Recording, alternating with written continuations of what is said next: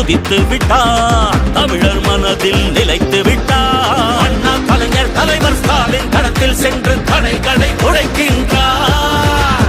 கழக படையை நடத்துகிறார். கட்டுப்பாடாய் இயக்குகிறார். எளியோர் வாழ்வும் வளமும் நலமும் மனமும் மகிழ துயரங்கள் துளைக்கின்றார். இந்தி திணிப்பதை என்றும் எதிர்த்திடுவார். சீரும் செந்தமிழ் வேங்கையாக நம் மண்மொழி மானம் காத்திடுவார். எங்கள் உரிமைகள் மீட்டிவர் நாட்டைய ஆண்டிடுவார்.